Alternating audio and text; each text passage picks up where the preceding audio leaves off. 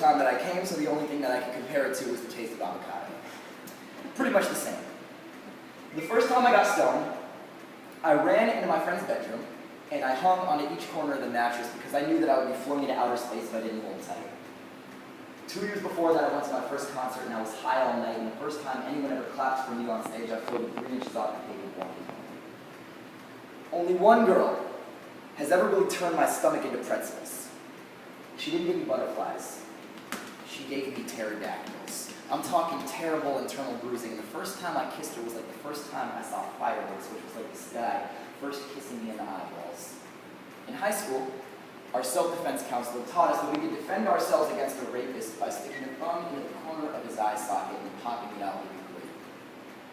Babe, for the chance to be with you, I would pop my own eyeball out and say, here, I only have eyes for you. So no matter where you went, every time you pulled out a handful of loose change, I'd get to wink at you. And 1,000 miles away, you'd think of how charming I am. Me, weaving blindly through LA traffic, and you in some bullshit other place, but you shouldn't leave first times until the end of summer. Because you went off to college, years passed, you gradually stopped calling anymore, and that first kiss hardened into the last. My love, retarded, preserved, a pterodactyl in a tar pit, the music over before it started, a lost guitar pick. So I've stopped trying to match it, searching for some magical attachment, because marriages aren't Disney movies. You know, bad marriages are sandcastles. Good marriages are McDonald's hamburgers. Because you could leave a good marriage on a plate in the sun for 30 years and it stays pretty much the same. The key, my mother tells me, is the fight routine.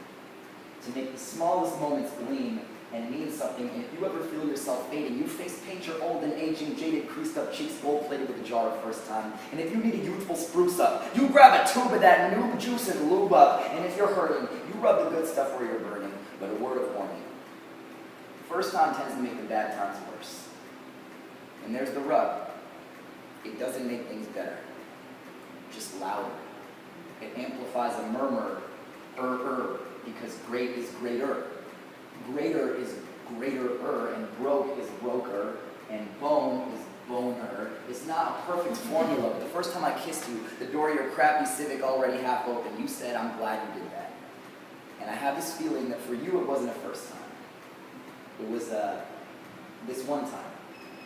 But I'll remember that moment for the rest of my life, even if I have to arm wrestle all-timers for it, and if I ever get a chance to kiss you again. You know, second time, I'm going to lick you right across your face, because I've already kissed you, but I have never licked you. And you'll say, oh, why the hell did you do that? And I'll say, did someone just slap you across the face with a banana slug, or was that big shiny trail of first time on your cheek? Maybe we could go back to my place and get some first time on the sheets. It's worth it. After all, there is nothing like the first time. The first time is always perfect.